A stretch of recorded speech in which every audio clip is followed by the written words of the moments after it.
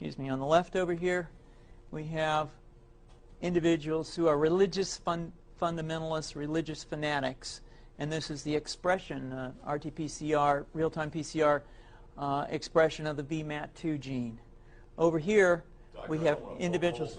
So let me complete. So over here, we have individuals who are not particularly fundamentalists, not particularly religious, and you can see there's a much reduced expression of this particular gene, the VMAT2 gene. Another evidence that supports our hypothesis for the development of this approach.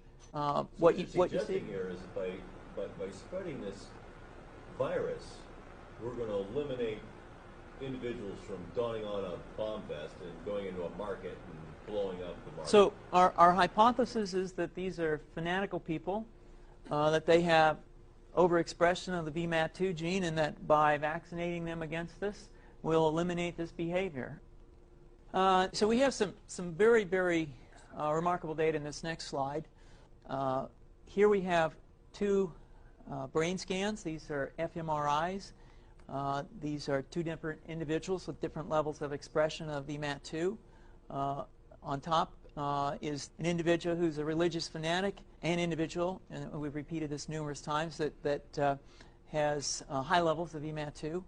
Now, this individual down here who had low levels of the VMAT2 gene, this individual would self-describe as not particularly religious. In each case, these individuals were read a religious text. This individual lit up the right middle frontal gyrus, shown here, and that's a part of the brain that's associated with theory of mind.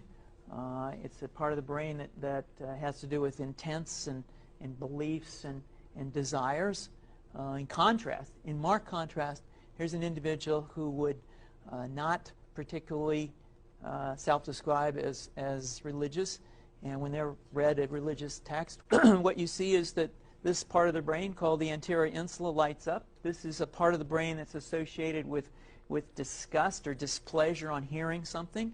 So you're suggesting I take a CT scan with me when I'm evaluating people to determine whether I put a bullet in their head?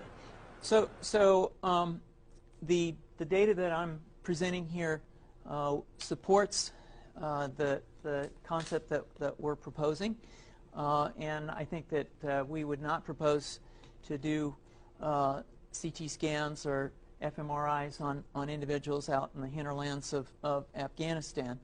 The virus would immunize against this VMAT2 gene, and that would have the effect that you see here, which is it's essentially to turn a fanatic into a normal person.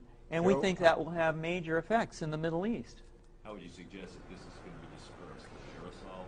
Well, so the present plan and the tests that we've done so far have used respiratory viruses, such as flu or rhinoviruses, and we believe that that's a satisfactory way to get the exposure of the largest part of the population. Most of us, of course, have been exposed to both of those viruses, and we're quite confident that this will be a very successful approach.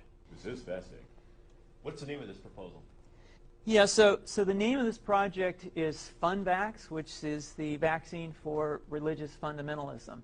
And you have a proposal already? The proposal has just been submitted, and I think that the data that I have shown you today would support the development of this project, and we think it has great promise.